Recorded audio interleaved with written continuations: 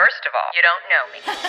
We're all about that high school drama girl, all about them high school queens. We'll take you for a ride in our comic girl, cheering for the right team. Drama queens, smart girl, rough girl, fashion but you're tough girl. You could sit with us, girl. Drama queens, drama queens, drama queens, drama queens, drama queens. Ladies, we still have our queen with us. Woo! Daphne Zuniga is here to help us walk through season 5, episode 4. It's all right, Ma. I'm only bleeding, which aired January 22nd of 2008. Daphne, will you read the synopsis for us? Peyton has her hands full when the lead singer of a band she just signed turns out to be problematic. Peyton asks Haley to come help her work with them, which reignites Haley's love for music and gets her back in the studio. Nathan is struggling to get through to Quentin. Brooke has her grand opening at Clothes Over Bros Boutique, which Peyton and Lucas attend together and try to get back to being just friends. Meanwhile, Marvin's relationship with his boss grows heated. Oh, even more heated. The director, Janice Cook, and the writer was Adele Kim. Aw, Janice and Adele. Oh, that was a good combo. I loved those two. I love a combo of these women and of these women on this Zoom. Yes. When was the last time you watched an episode of One Tree Hill, Daphne? It had been a while. I don't remember. I mean, I watched this 15 years, maybe? It's been a while. I think I've seen one since then. I'm not sure when, though. But, to be honest, I'm not crazy about looking at myself, but yeah. And it's as much as I remember loving working with you guys, every time I would watch it in the past, I'd just be like, God, she's such a witch. I used to tell her, just bring me some humor. Let's make sure they're like, she's, a little tipsy in the scene or something. I always wanted that. Comes later after this scene. She warms up to that more humor. No, but you sell it though. Like it's almost like a compliment. Like, those shitty restaurants down in North Carolina, like Dirty Dick's, or those restaurants that you go to with the intention of being insulted by the wait staff. And it's like, it's so you and your friends can all laugh about it together after the fact. That's what it feels like. It's like Peyton's figured that out. That's why Peyton is always laughing when Victoria is saying horrible things to her, because she knows the formula. She's like, this woman's going to tell me how terrible I am. And Brooke and I are going to get together later and have a laugh. Like, it's a rite of passage that everyone in Tree Hill should go through. Yeah. Mm-hmm. When we started watching episodes back for the first time, when we first started doing this, there were so many things coming at us because none of us had seen the show in so long. And was there anything that stood out to you about the show itself, about like, I see why this was a hit, or something that surprised you? I don't know. Was there anything that just struck you? Yeah, a couple things. Two things. The main two things that stand out at me is how good you all are. You're just, all of you are so. Everyone there's. You guys, your fan base is there to prove it. You're so good, each of you, in your. You're all very different, but that's what I really looked at. I was like, you're so solid. You're so good. And the lines, they're smart. They're ahead of their years. So I remember when I first, as I'm watching, I'm going, I get why people are still into it, because, the characters really do kind of like say what's up and truth and keep dealing with stuff. And there's so much flying at them, and they're just smart. They're smarter than they should be, really. And I think that's, I think that's the key to, like, you want to keep watching what's going to happen next. What's going to happen next? You know what I mean? It keeps going for sure. Yeah. So that's what I saw. All the regulars are so strong. I can't, Joy, I just noticed, like, you're so natural with you always have like a prop or your behavior. You're throwing off lines to Nanny Carey. And I'm like, how can Nanny Carey, you just toss it off. You're very natural. I know you've been doing it since you were little, all of you. And thanks. I mean, you had to sell stuff too, Soph. You have to sell that you're facing me, and you help me sell Victoria. That's for sure. Because the way that you receive it, and when we cut to your close up and your side of it, you help the audience go, okay, I'm scared of her, but she's my mom. There's a complexity to you. There's emotion there, and you really help sell it. And, I know you guys like how I played it, but some of those lines were hard. And so you guys helped sell it. That was my favorite part of this episode, was the storyline, being able to watch, because we've only seen Victoria come in these small little moments with quips and a few things to say. But here we really get, it's the full Victoria. It's the full experience. I loved seeing that. That's what I loved about this episode. Only a woman could have written this episode. Like Adele Lim, for you at home who don't know, is an incredible writer. She wrote Crazy Rich Asian. She wrote Raya and the Last Dragon. Like, she is a just force.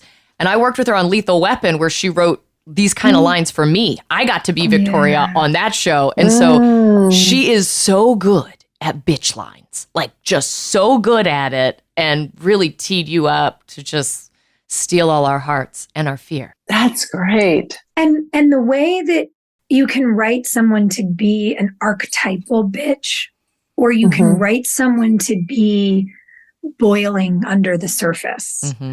And what I love is that there are a lot of women on our show who've been put in this almost camp version of bitchiness. And you came in so strong, and you did so much with these moments that they've given us before the reveal, that everyone knew they had to step up their game for you. And what they begin to give you and I, even how early in the episode, when I'm begging you to understand why I want to have this store, and you pivot, and it's the first time we see Victoria be kind and gentle, and you say, I want what's best for you, and you touch my face, like that felt like water in the desert. And then Brooke doesn't know, but the audience sees, because of Millicent. Right. And Victoria's lines to Millicent, that Victoria is designing this failure. And it's just such a rich world for us as a cast of women. And we didn't always get that. And so to see it is like, it's delicious. I forgot that she designs the failure. So I was like, she's being so nice so early on. This is only episode 4. No, wait. And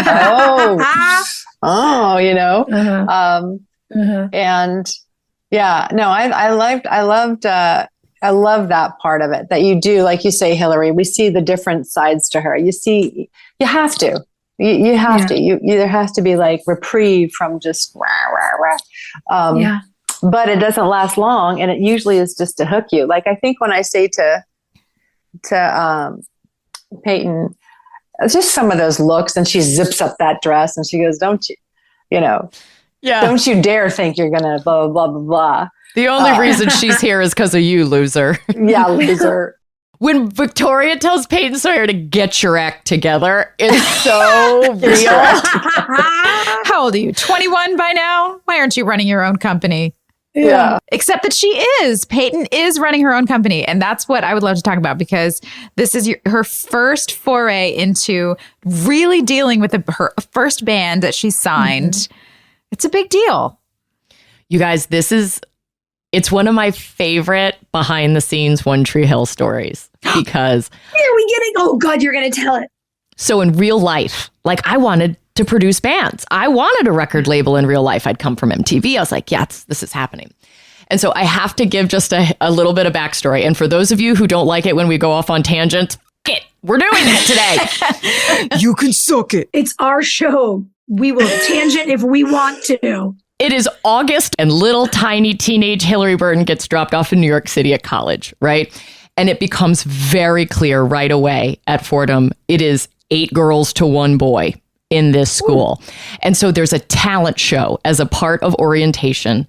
And this dude, who I had been in the same group as him the whole time, gets up and he sings. His name is Tom Stewart. He is very talented. and we are also like oil and water. Like we do not get along, but he's so talented. And so we start making out. It's awesome. Everyone in the dorm is jealous. They're like, how'd she bag him? And so that lasts until, 3 weeks into school. And I'm literally crying on this boy's dorm floor because I'm like, I haven't made it yet. I've been in New York for 3 weeks. I haven't made it yet. And then I get scouted by MTV the very next day. And so I start doing all this stuff with TRL. And he's like, you've changed. And I get pissed because I'm like, you've known me 3 weeks. How have I changed? And so Tom and I break up. But it was a very lovely little romance. Cut to all these years later. And we have Kevin Federline on the show. And we know that he is lip syncing these songs because he is not a singer. And so Hilarie Burton, the actress, hears this song that he's singing in the recording studio. And I think to myself, that's a catchy song. I'm going to go look up the real singer. So I send a little email and I'm like, who's the band that sings this? And I get the response, it's a band called Radio America. And so I get on the Google machine and I look up Radio America and they had just released a music video. And I'm like, oh, fantastic. I can't wait to watch this. And it's like grainy and very early 2000s, edgy Brooklyn vibe. And it turns to the lead singer and it is Tom Stewart. No way. Oh my God. I knew I liked that voice. And so I'm so like, I'm like, is he going to reach out to me? Should I reach out to him? Like, what do I do? Whoa. And so finally, when the episode aired, I reach out through Facebook and I'm like, hey, your song was great. I'm happy you were on the show. And he was so lovely. He's like, my publicist really wanted to like use the fact that we dated as a thing to like try to get more attention on the song. And I wouldn't let her because I know you're in a relationship. And he was so lovely. But I definitely made out with that voice that is singing Kevin Federline's song. What a small world. It's so weird.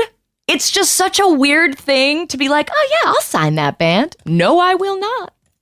Oh my God. He's fun dude. That's awesome. But that's the world of One Tree Hill, folks, where you never know who you've kissed. Everybody in Wilmington kissed everybody in Wilmington. And it turns out even the ones who weren't in Wilmington kissed Hilarie. I've kissed literally everyone. God, I loved it. You working on this band also brought, for me as a viewer, one of my favorite scenes in the episode, which, we talk about how special it is when you just get to see friends being friends. But this scene with Peyton and Haley sitting by the pool, eating a snack, Nathan's doing his physical therapy, and you guys are just talking about how to figure it out. And you ask for help, which for whatever reason, we don't really do a lot. We don't model that on TV very often. Yeah. It's more dramatic to cry in a closet. Yeah. Or to be like, I don't want your help. And then someone says, well, I'm going to help you anyway. Like Quentin and Nathan. But I just loved how sweet that moment was. It gave such a backstory.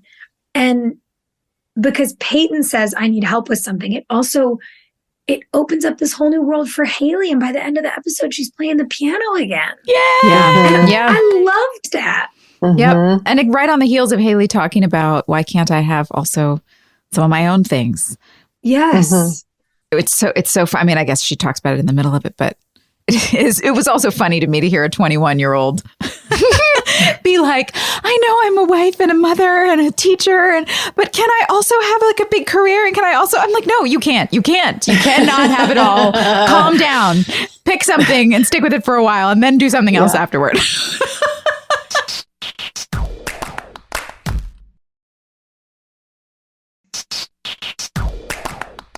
For me, it was really cool to see you guys work together in that, because knowing Joy and how musical you are. Yeah, that was fun. It was like, just so cool to see you like say, look, I know you don't see it, but I know where the gold is in this. And it's this one, this shy girl. And then to hear Kate sing, and was that her song? Yeah, that was her. It must have been, yeah. just reminded me again how freaking talented she is too. Yeah. And I think just, I loved all that. I love that stuff with you guys. And then even in the sound booth with that classic of like, we can't hear, we don't know that you can hear everything. Yeah. You know. I love what he did too. Kevin was so great. I mean, I don't know if he made that choice or if he was directed to do that, but it was hilarious. Him like being big and making all the faces and yelling behind. Yeah. He had so much fun with that, which is always so nice to see a guest star feel free to play and be goofy. Yeah. Well, and remember how nervous he was about calling us bitches? Like, he really wanted to quantify that, like, he did not think we were bitches and that this was words on paper. Oh, that's cool. He has to slap my ass in a scene later.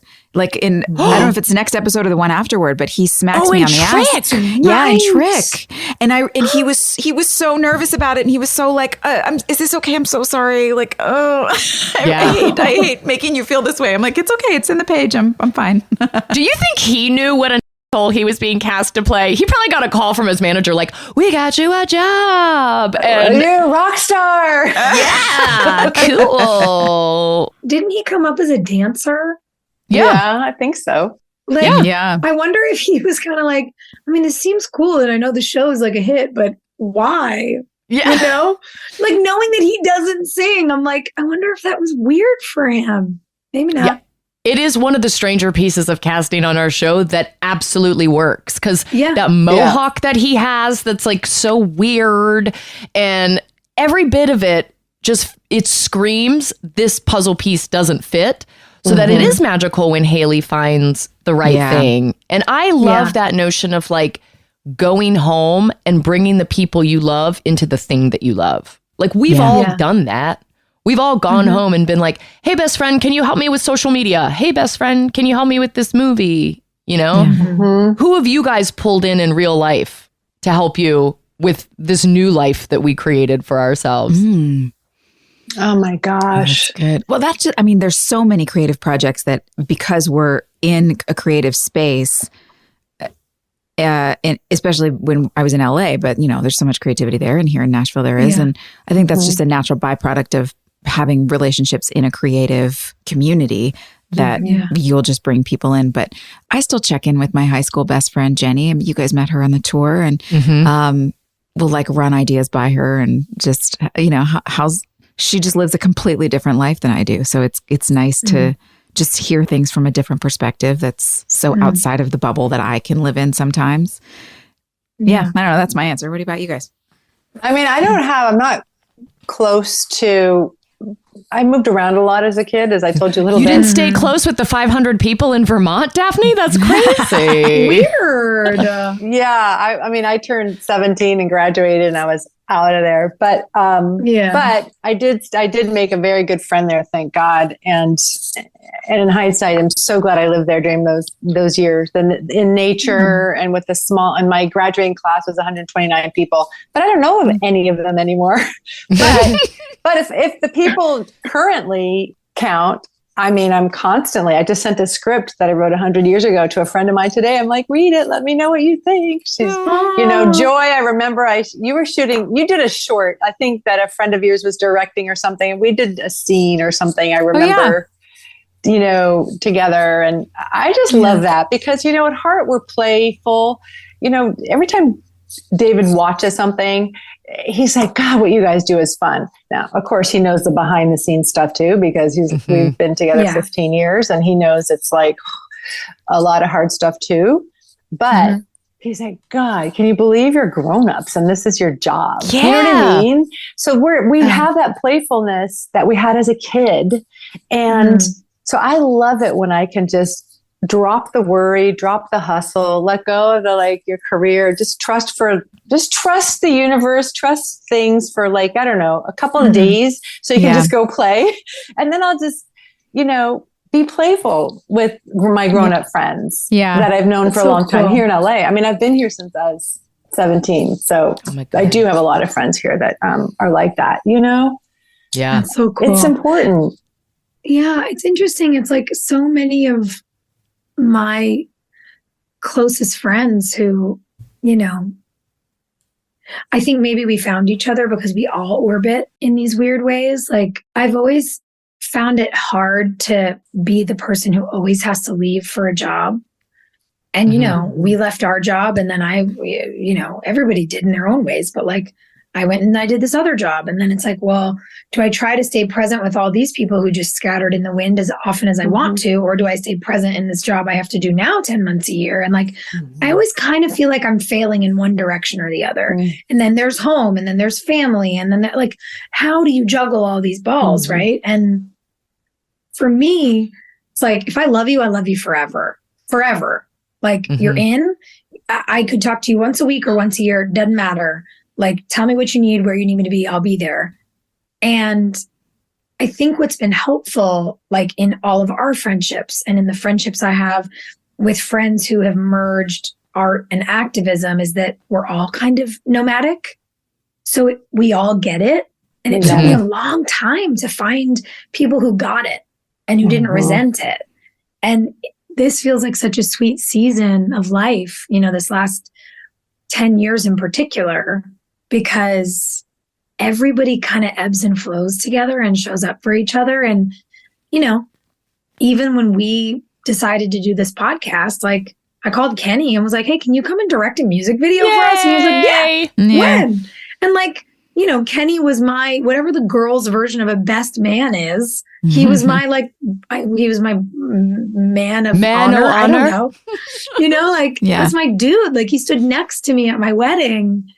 And what a cool thing to have somebody who you can call and go, you want to go do a weird photo shoot at 1 a.m. on Sunset? And he'll call me and ask me that. And I'm like, yeah. And then I'm like, hey, can you make a video for a podcast? And he's like, yeah. Like anything that we want to do, we do. And it is really special when you get to, I think, experience that with your friends. And now we're in this moment where we're dreaming about like going to make a feature and what that would look like. And that, I just can't wait for that. Nice. Well, that's like one of my favorite scenes in the episode is when everyone is at Clothes Over Bros getting ready for Brooke's big thing. And, you know, Millicent comments, she's like, your friends like showed up. Awesome. Yeah. But that sense of like, we haven't all been together in a very long time, but that doesn't stop us from showing up. Well, and I think in the real world and in a world that's as busy as this one is, the people that you can just pick right back up with, regardless of time, that's so meaningful. Yeah. And we got to model that in this episode. And also make them work. We all have paint on us. We're dirty. Trying to put everything together. I also love that Daphne puts the button on the end of that sweet moment. Everyone's like, wow, you're friends. And Millicent gets vulnerable and says, I don't have real friends in New York. And you walk up and go, she's very frumpy. We should fire her. Yeah, totally. What is she? Looks like a Slavic something. What was Slavic that? Bag woman. Favela, isn't it? Yeah. I loved it. So good. Well, that's it. And so we see Brooke's like gaping mother wound. Yes. Right? This whole episode is about mother wounds because we start with Brooke's gaping mother wound, Peyton going to visit her dead mother's grave. And then the episode ends with Haley seeing this picture that Jamie has drawn of him in the arms of another woman. And that is a different kind of mother wound. Yes. And so all of these like very big feelings about motherhood are wrapped up in this story. Yeah. Even the cougar gets thrown in there. Yeah, the cougar. Yeah. It's also when you do come back to this town, to a small town like this, you know, you don't get to, yes, your friends rally for you, but all those other old feelings show up. You know, I don't know about you guys, but my mother still lives back east. And when I go visit, it's like, breathe. You don't live here anymore. You know, you're your own woman. You have your own life. You can afford to leave. You're not stuck. You know, like I just have to breathe through it all. If I'm going to put a limit, maybe 4 or 5 days tops. Because when you do, you know, come back to this small town, I mean, all the ghosts are there too, obviously, for your character, Hilarie. And, you know, anyway, so I just feel like that when you're saying all her friends rally, I mean, it's just like, for Victoria, it's like, what's that saying? Shooting ducks in a pond, like, or like she's just bam, bam. That was my first line. I think maybe with Lucas. Like, I'd never even met him. Hi, Yeah. I didn't even, you know what I mean? It worked. You. Oh, you. Like, how many of them I gotta knock over? Just loved it. Listen, I wish you would have seen Nathan with the long hair. That's the Victoria commentary that I would have killed Nathan with for. the long hair. Is that like Becky with the good hair? We had the same haircut. I just kept looking at that scene like his hair was longer, but I was like, wow, we're twins. And I actually make fun of his hair in that scene. We got messages from fans because last episode we asked, we were like, God, Nathan looks like someone when he shaves his beard and we can't figure out who he looks like. And I got a message from a fan. They're like, Hilarie, he looks like the end of Beauty and the Beast when the Beast turns into a man. Oh, yes. That's what he Prince. looks like. Oh, yeah. With those big, huge blue eyes. And I was like, oh my God. Oh, Victoria's commentary on that hair just would have been spectacular. It would have been fabulous. You know, I feel like a public service that the writers of Victoria, the character can do for fans and audiences. It's like, if you're in life, you know, you can just come up with a Victoria to deal with something, because she doesn't apologize. She does the least of ever until towards the end when she kind of sees, obviously, when she can afford to let the shell down, you know, episodes to come, years to come. You need an app, like an insult generator that's all Victoria based. Insult generator. Yes. Like you have those daily affirmation apps, but you do your daily dose of bitchatoria, and it just says a rude thing to you every day. Oh my gosh. I kind of want that app. I really want that app. And we should make it and not let anyone do it. They can't steal our idea. Right. It's our idea. Because you know, when you're feeling insecure and apologetic, and I don't know if I can take up space in the world, and what if they're right and he's right and it's like you have a hard time setting your boundaries, right? Like the therapist is going, you need healthy boundaries, that's okay, and you're like, oh, sounds exhausting. Just come on, just pull up your app. I'll tell you a boundary. You know what I mean? And just pull up your Victoria You're app. having a hard time with a boundary. This should be your boundary. Get over yourself and be like, okay. I love it.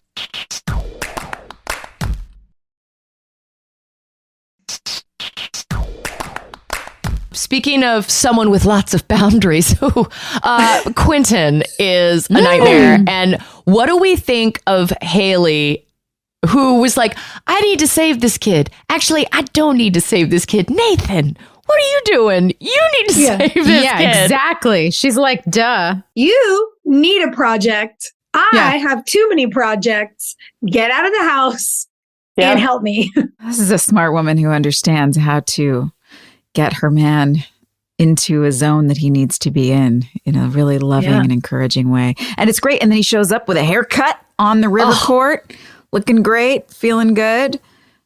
And then he convinces Lucas to, it's great. It all works. Does it? I'm scared for them. I really need to understand why, after all these episodes, the writers had Haley make fun of Nathan's haircut. And then Nathan goes and gets a haircut for Quentin. The reveal is when he's at the river court with a kid he's never met before. Like a sexy moment between husband and wife? I'm so sorry. That is a reveal. James walks out of that Range Rover looking like Clark Kent, and nobody sees it except for a kid who tells him he's old to his face. That's a missed opportunity. Yeah. That's awesome. We fumbled the ball there. Haley should have said, you're bringing the mullet back. Yeah. And then he should have been like, give me a second, and come back into the kitchen with a pair of scissors. And she should have given him a haircut on the edge of the bathtub, and it should have been sexy. Oh, yeah. You needed a little sexiness. Yes. What another missed opportunity. I was going to say, I did love that line though between he and Quentin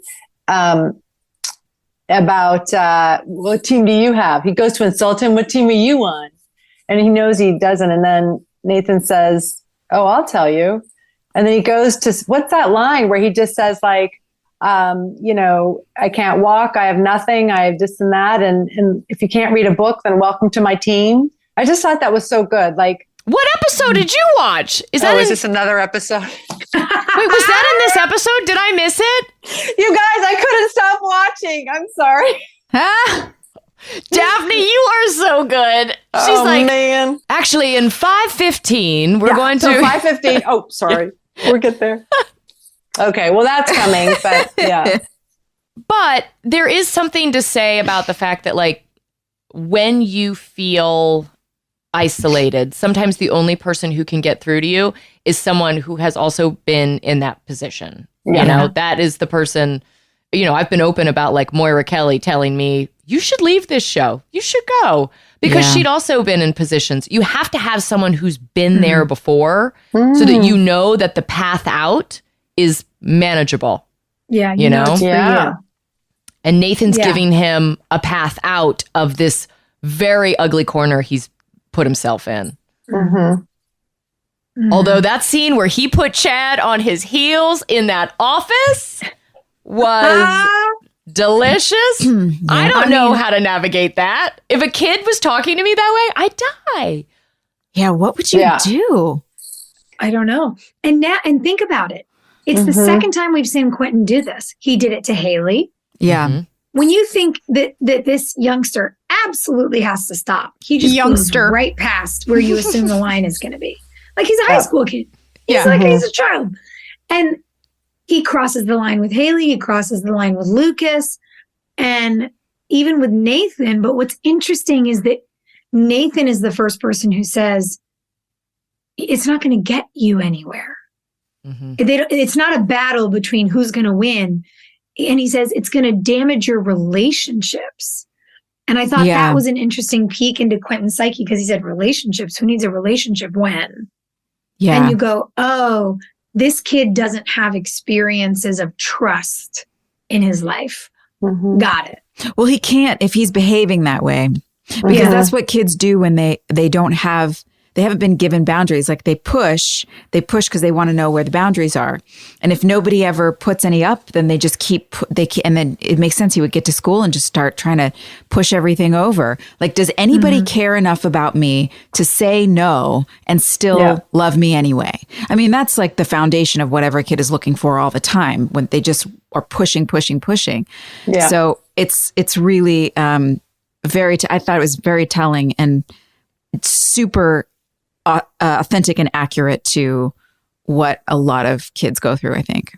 It was really calm of Nathan, too. My favorite line in that little exchange at the river court was when Quentin was like, yeah, and lucky for you, I quit the team because I was about to break your scoring record.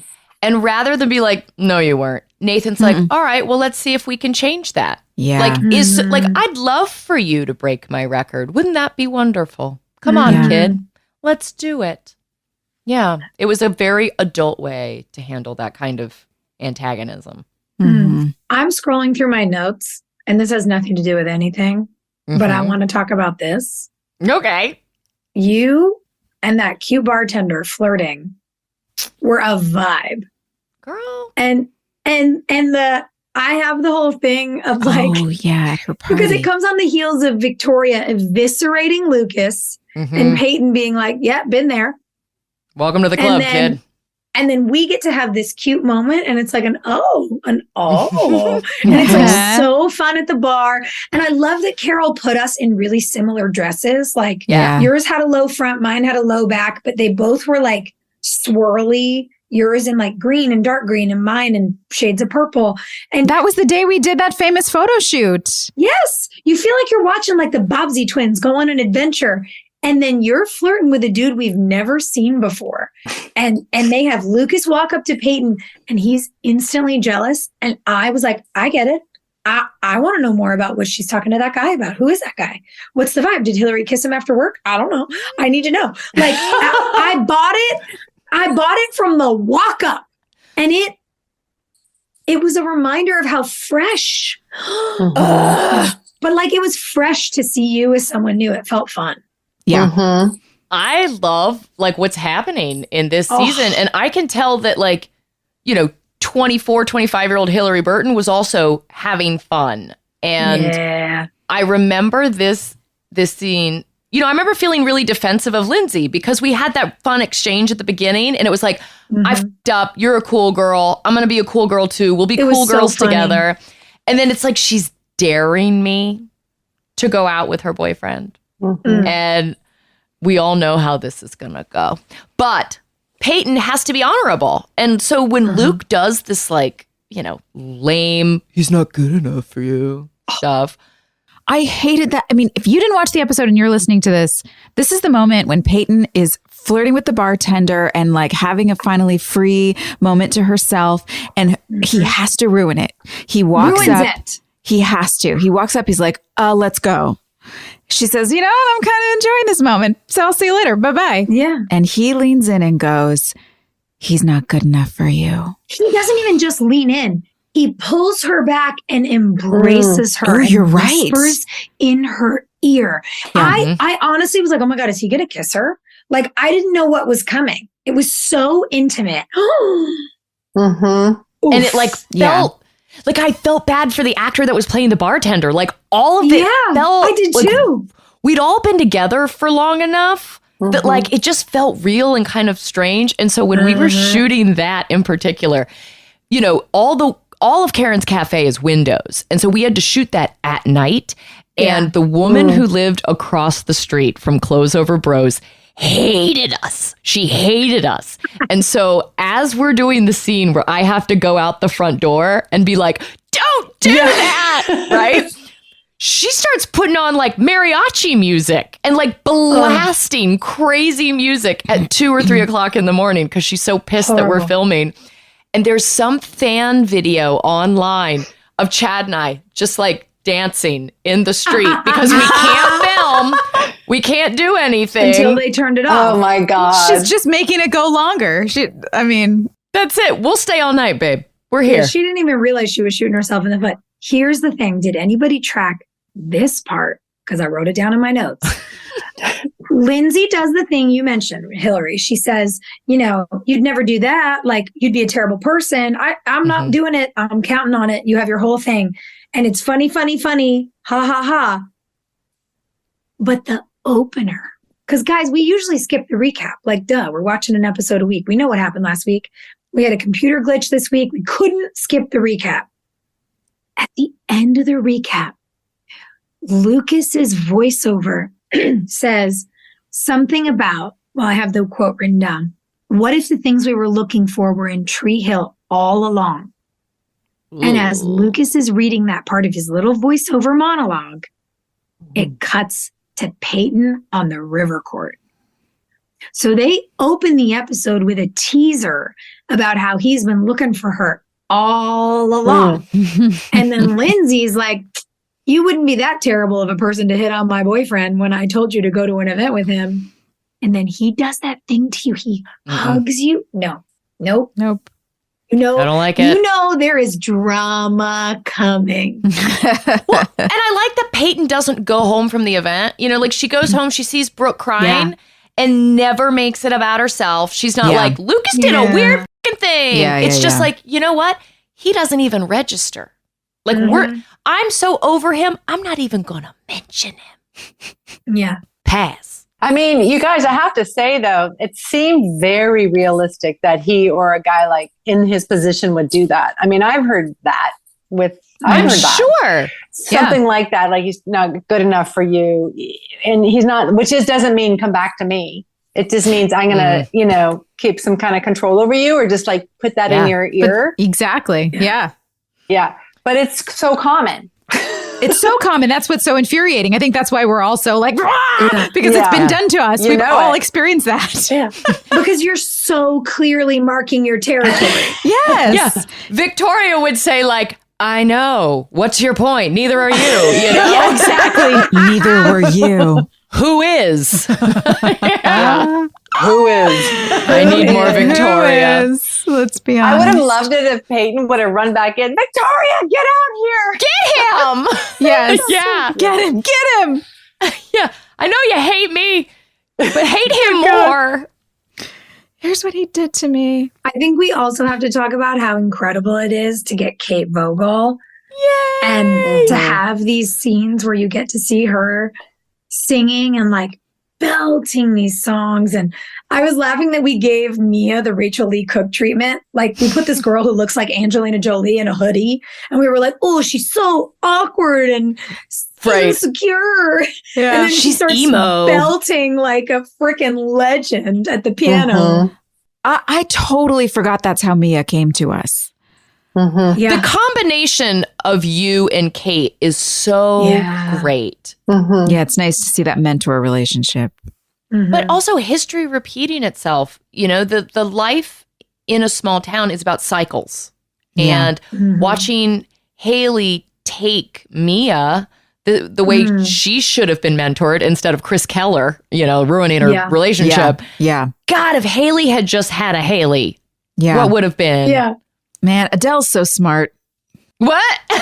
Adele Lim, she's so Adele smart. Lim. I thought you meant the singer Adele. I'm like, did she have a Haley? No, Adele Lim. Sorry, our writer. So smart. It's just so smart to tie all that in. Yeah. We're going, oh, another woman who belts at the piano like a legend, of course. But wait, Joy, I have a question for you. Because there's that beat where before the true mentor relationship starts, at the beginning when you first walk in and you catch her, Haley catches Mia singing at the piano in her little hoodie and, you know, she's looking all cute and emo. And she's so afraid that Jason, the Kevin Federline's going to find out. And she runs off and you do the thing where like, as she runs out of the room, we can see Haley having an idea. I'm like, do you remember if that was one of those times that you got the parentheses under Mia exits and then off Haley scheming? Like, did you have that kind of thing in the script? I'm sure it was. Wheels turning. Yeah, wheels turn. Oh, they loved a wheels turning, didn't Oh, they? I loved the wheels turning. Wheels turn so many times on this show. Didn't we used to sing the Journey song? The wheel in the sky keeps on turning. I feel like the AD department definitely would sing that song, making fun of us. The only song we heard all the time on set, mostly because I would sing it, was Turn Around every now and then. Yeah. Like, I just couldn't help it. Every single time somebody said turn around, it was like my brain was screaming until I let it out for like even the little tiniest moment. I'm sorry to all of you who had to live with that for so long. It was a delight. I mean, a delight. I'm sure it was. you just voiced what the rest of us were thinking, babe. Yeah.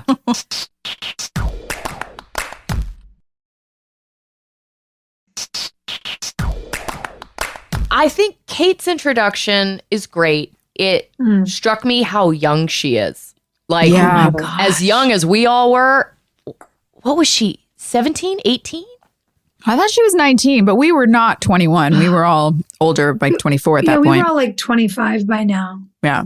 She was definitely young. I think she was 19. And I love that she really struck that emo vibe of like the really like glossy black bang across the face. Yes. Like we'd had enough emo bands on the show, and Peyton is like the least emo looking emo girl because there was a uniform. You wore sweatbands on your wrist. You had that glossy bang that hung down over your face. You had the eyeliner, and there was just the hoodie sweatshirt.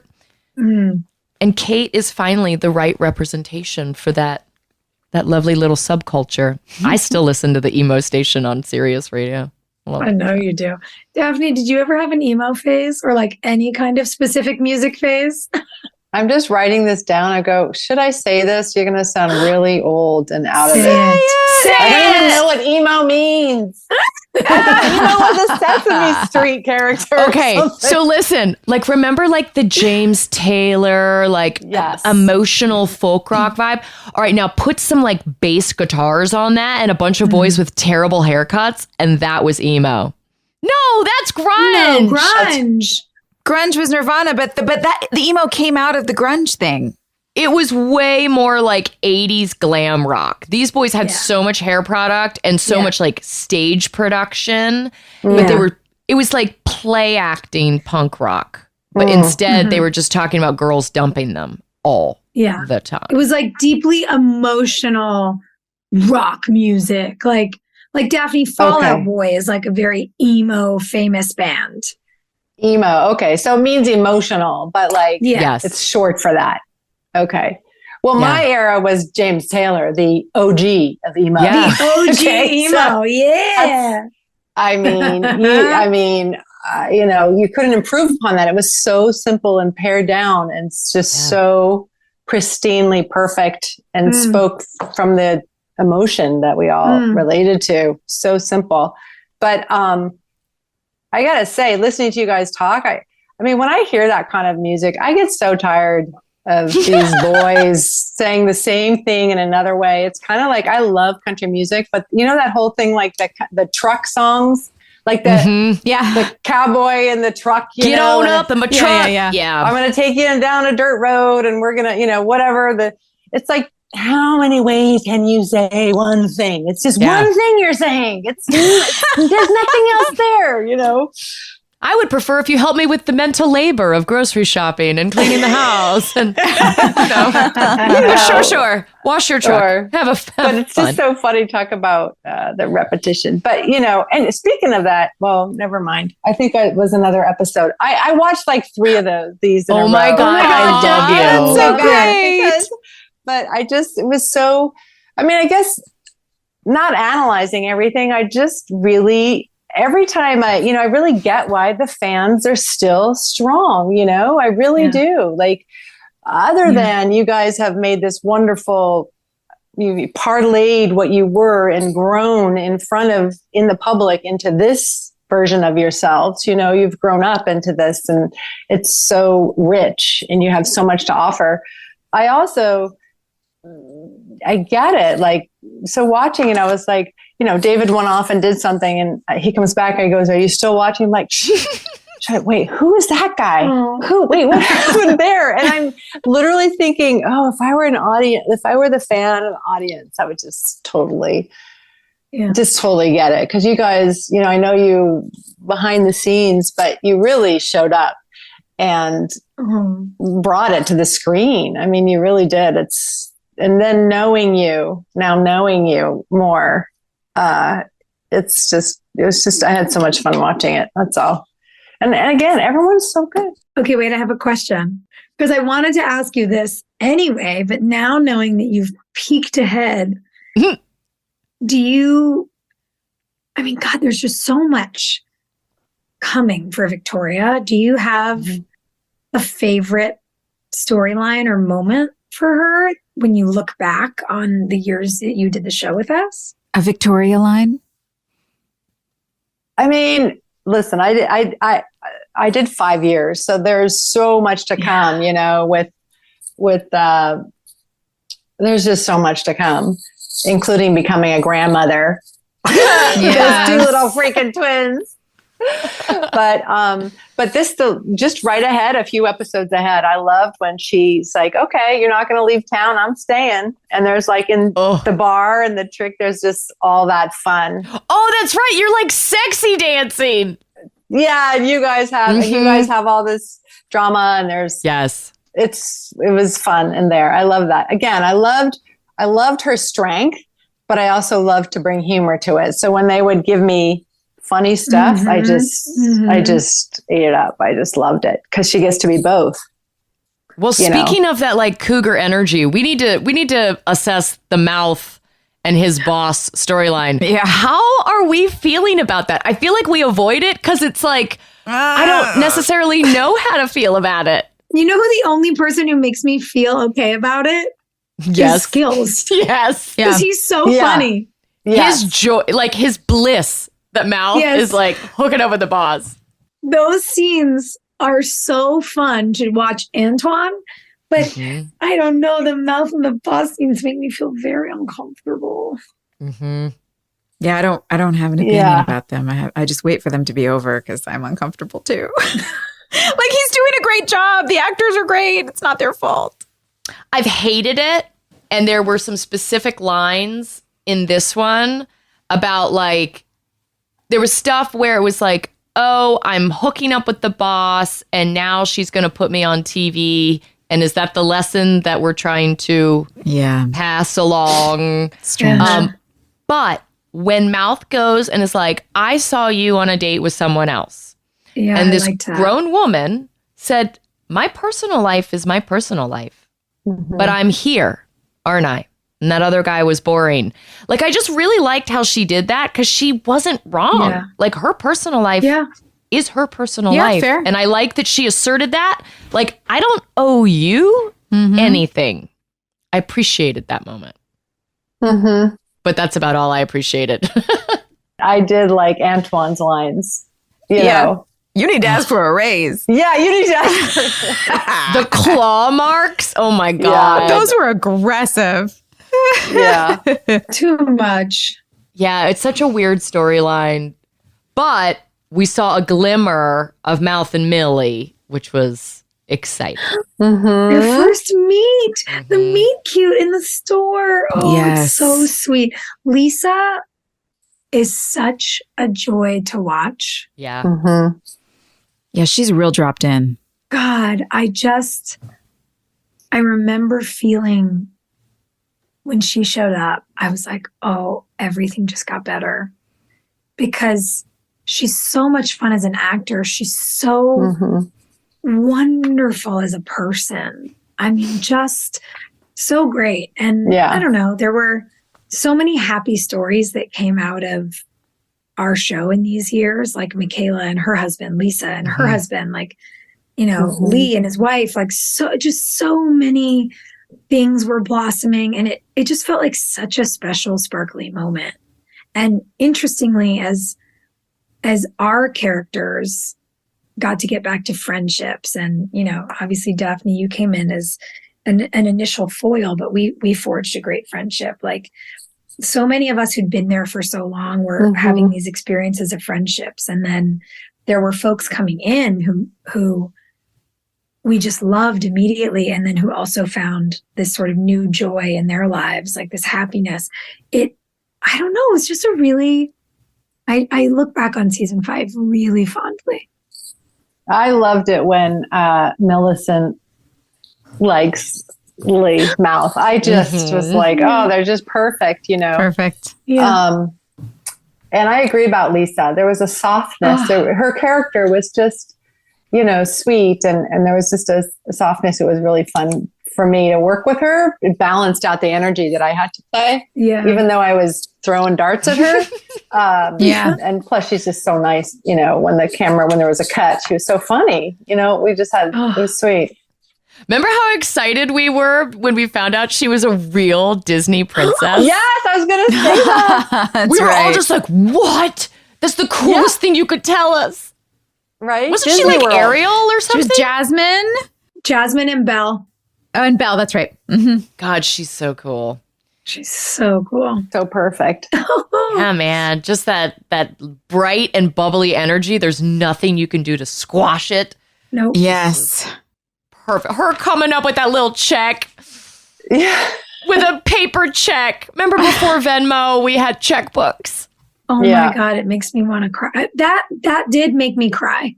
That moment with, as much as Victoria's been badgering Millicent in this episode, Millicent being willing to stand in front of Victoria, not just in front of Brooke, but with Victoria watching and say, I believe in you. It's so bold and it's so kind. And, I just loved it. We got a lot of information about her too, because it shows us that even though she's eager to please and wants to do hard work and wants to kind of float under the radar, and she's just trying to get by, we got the information that she's not a pushover. Yeah. Which I think is really interesting. Right? She brought that check in front of, I'll buy it. To have all those typical characteristics of somebody who you would think would kind of be a doormat. You know, if we're using that phrase, but she's not at all. She's very confident. Yeah, it's cool. Did we miss anything? I'm going through my notes. I was going to say we have some really important things happening on paper in this episode. Millicent hands me that check. Yes. And then Haley finds the Jamie and Mom drawing that turns out to be Nanny Carey. Like, I don't know if it's that, because I was watching, I was like, yeah, so what? Like, that's, of course, the kid's going to make a drawing of somebody who's become important in their life. That's not a big deal. But I guess it's when it's your first kid, I was like, actually, The first time Maria ever did a drawing and it like wasn't about me or her dad, it was like a nanny or something like that. I definitely felt a little pang of like, other people matter. I want to be the only one who matters. You gotta adjust. Yeah. But I also think the interesting thing is, right, Haley has been sacrificing herself for her family. Yeah. And loves her family, obviously, and has been their support system. But in the first moment that Nathan starts to show up again, and in the first moment that she gets some help and she thanks someone for giving her space to find her individuality again, that space is being filled by someone else. And by the way, that's not a bad thing. Right. Kids deserve community, Yes. but it is new. And this idea that like, wait, I've spent 1 week in the studio and now my kid is drawing pictures of someone else. Like, how do you process that? How do you divest from your own ego as a parent? Yes. And say, okay, this is okay.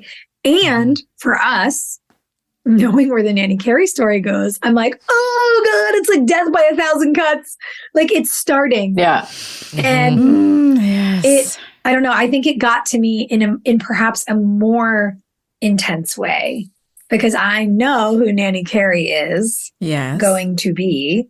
But it really did make me think about it. And you said it earlier, Joy. You were like, you just can't have it all. Yeah. And I've heard so many women I respect say, look, you can through your life, but you can't have it all at the same time. No. Everything is about balance and juggling. And Haley's getting some of herself back after this period of immense sacrifice and putting herself last. And she's feeling it. And I just thought it was cool. That scene where you were thinking, Carrie, all I could think about was that scene in The Godfather where he knows his brothers betrayed him and he goes and like kisses him in front of everyone and is like, like it felt like, because the same way that Peyton read into the Lindsay stuff. Yeah. I can feel Nanny Carrie be like, what do you mean? Thank you. I'm not doing this for you. I'm doing this for my boys. That's right. Like you could just start to feel like the ickiness creeping. Yeah. I'm excited to see where it goes, you guys. I can't wait to see when Nanny Carrie gets crazy. I can't wait to see what Daphne saw prepping for this in the next 3 episodes. Well, yeah. Wait. So do Victoria and the nanny ever cross paths? No. I don't think so. And I knew, Tori DeVito played my daughter in Beautiful People in a series we did probably, 8 years earlier or 6 years earlier. Yeah. That's crazy. Yeah. So we wanted to have scenes together. That's all. We would see each other, off. We're like, Yeah. But isn't that interesting that you guys had worked together before? So many people from our show have come in and out of jobs together. And then we left North Carolina and I started working in Chicago. And then Tori came to work with me in Chicago. Right. Yeah. Right. We were on these sister shows. Tori and I shared a whole universe there. That's so wild. Yeah. Mm-hmm. It is a small world. It really is. It's so cool. We just keep finding each other.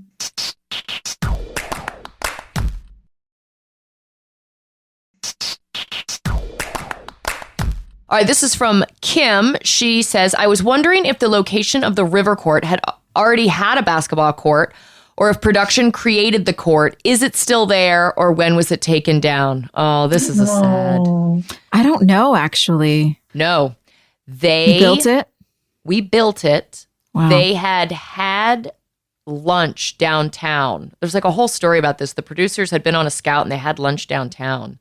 And they were like, what we want to do is be able to see this town. And so what we need is to find a basketball court over there.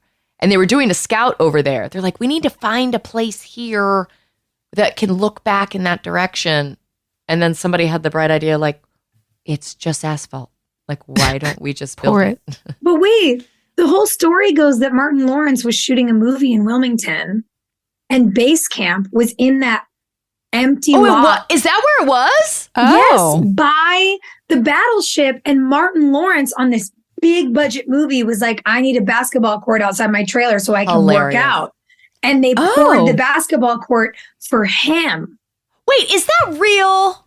I don't know if it's real or an urban legend, but until today, this moment, sounds real. I have always thought we were playing basketball on a court that was poured for Martin Lawrence before we ever got there. And they were like, actually, there's this random asphalt like by the river. We need to used to be a movie base camp. Does Someone's anyone gonna know this. Martin Lawrence? Does anyone know anyone who knows him? We need to ask. Because somebody's going to know. Somebody knows the right answer to this, because I remember hearing stories about that Martin Lawrence movie because they had wrapped not long before we started, and that was like a big deal. Black Knight. Yeah, it was the medieval one. Mm-hmm. Yes. I want to be powerful enough just to be like, build me a basketball court. Exactly. Make me that thing. Pour some asphalt, please. To be like, you know what? We're working 16 hours a day and I need to sweat. So me and the crew are going to play basketball at lunch. Pour us a court. It's great. Yeah, or a spa, or make a spa. I would like that. Yeah, in a spa trailer, please. Right? The girls have different ideas.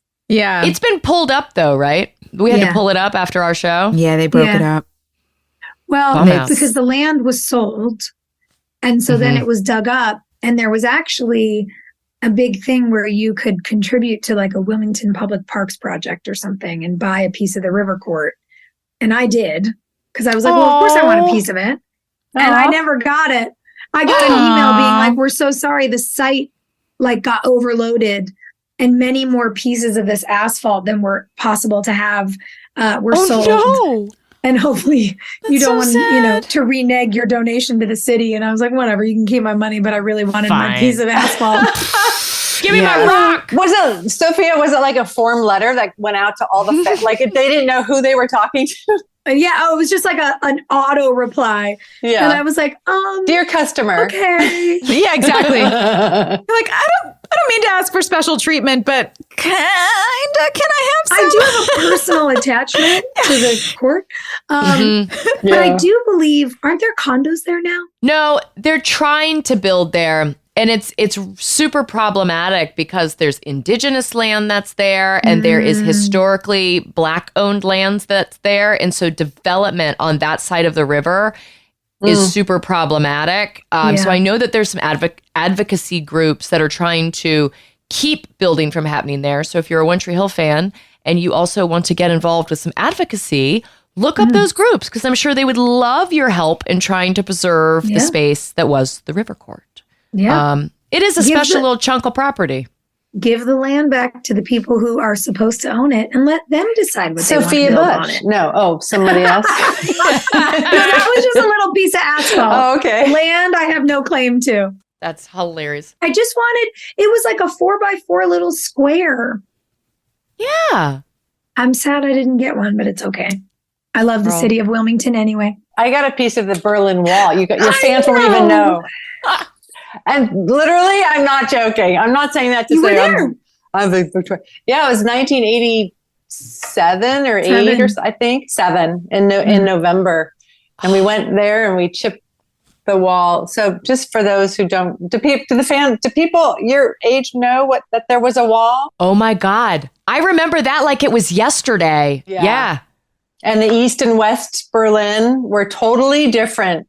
Yeah. I remember you telling me that story early into us hanging out on set. And I was like, this is the coolest person I've ever met. And you talked to me about how as the holes were getting chipped, there was a soldier on the other side and he waved at you. And I don't remember if you told me that you realized he was a soldier because you saw his medals or if he handed one to you. So he had a pin right here. He was all in green, khaki green.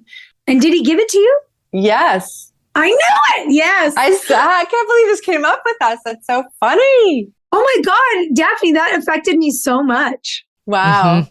Yeah, I said, so are you're on East Berlin? He said, and I said, so, but the wall's down. So do you need that pen? And he said, no. And I said, can I have it? I still have it, souvenir. Wow. And he just took it off and he went like this through the wall. And he gave it to me. Unless you ask for what you want, you may never get it. There's the have lesson. to ask for what you want. Yeah. So this is why I'm pushing you to go get your piece of asphalt. It's your piece of asphalt. You're like, you better call up that city comptroller. Comptroller. You guys, what's our honorable mention? Oh, Daphne. Yeah, Daphne, you stole the show. Obviously, stole the show. Those outfits, the hair. Those outfits and those one-liners. Oh, did we didn't even talk about the hair? Oh, I have a silly fashion question. Okay. By the way, I loved her hair. Like, it was like Yes. helmet hair, like so didn't move. And, I loved it. you know, all of it was great, the outfits. But that t-shirt that Nathan was wearing, what's the backwards 19? It said 19, but it was reversed. You guys didn't see this? You're so hip. I clocked it too, and I was like, they bought that at the mall. Like someone went to the mall and bought I that. thought for sure the fans were going to say, duh, it's like a big band or something. So it was just idea. maybe, wow. Okay. Well, if you guys know out there, somebody tell us. 19, it was backwards. It was so weird. It looked like the shirt was inside out. Yeah. I don't care about Nathan's Hot Topic shirt. I care about Victoria's St. John cashmere knits. Hello. Oh my God. I Could know. you die? This is the season of the women. And Victoria's leveling us all up. Oh my gosh. Major honorable mention. All right, let's spin a wheel. All right, Daphne, we're doing most likely to. So did you have superlatives at your school that had 12 kids in it in Vermont? Did I? Like most likely to succeed, Oh, yes. best looking, all that. What did you win? Do you want me to brag? Yeah. Yes. Okay. I got cutest, most likely to, most talented, most likely to. I think mine was actually most likely to go to Broadway instead of Hollywood. And I've never been to Broadway. That's funny. There's time. You have so much time. I think you're going to win this one too. Somebody read it out. Guys, our wheel landed on most likely to host SNL. Oh, That's man. so Daphne. Yeah. This is totally you, Dav. Yeah, Daph, you would kill. The Melrose Place skits, the Spaceballs skits, like the list goes on. You'd have so many classic, iconic films and TV shows to spoof. Wait, have you hosted? I didn't. From Melrose, Heather did it and Laura did it. But I have to say, I was pretty honored when I was portrayed on SNL as Joe in Melrose Place. I forget who did it, but they were like all in black and just like totally just like down and like, you know, picked a bad boyfriend. I mean, because that's what my part really was, basically. Did SNL ever spoof One Tree Hill? Yeah, they made fun of Chad a couple times. Oh, okay. Yeah. So in real life, Daphne would host Saturday Night Live. Who? Yes. Like what character on the show is most likely to Oh. host Saturday Night Live? Brooke Davis. She's the most famous. Yeah, Brooke or Mouth. I mean, Mouth, if he becomes a bigger TV personality and like he's a sportscaster and then he's on the news and then, I don't know. Would Mouth have become the actual Ted Lasso? Oh, He could have. Or Chris Keller could have hosted SNL. I feel like Chris Keller could have kept going. The musical act that like picks up and is like, I'm out of here. Oh my God. Wait, what if, because it would have been so humiliating for her if we go with Hilarie's idea and Brooke hosts SNL and they book Chris Keller as The musical act. I'm in for that episode. I want to see it. That we should have done that on the show. Yeah, that would have been fun. Like Victoria should have gotten Brooke on SNL, and Totally. then Chris Keller could have been booked and just opened the door to his dressing room in his Elvis outfit, going, "Well, well." Oh no, it's so cringy. So cringy, but funny. yeah. I love it. Oh, it's been so great having you, Daphne. Thank you for joining us for this afternoon. You guys, this was so fun. Next episode, you've already watched. Are we going to be happy next week? It's all good. It's all good. Come on. You're either just drink your white wine spritzer, have a bag of popcorn. Don't take it so seriously. It's so much fun. Don't take it so seriously. Yeah. It's fun to cringe too. You guys like to cringe every now and then, which is good. So there's some, Good. especially with the Nanny Carey stuff. Miss Haley. Can't wait. I can't wait. I'm so excited. All right, what do we got next week? All right, friends. Next week we have season 5, episode 5. I forgot to remember to forget. You guys, this has been great. I love seeing you Daphne. guys. Love Thanks you. for having me. Hey, thanks for listening. Don't forget to leave us a review. You can also follow us on Instagram at DramaQueensOTH. Or email us at dramaqueens@iheartradio.com. See you next time. We're all about that high school drama girl, all about them high school queens. We'll take you for a ride in our comic girl, cheering for the right team. Drama queens, smart girl, rough girl, fashion but you're tough girl. You could sit with us, girl. Drama queens, drama queens, drama queens, drama queens, drama queens.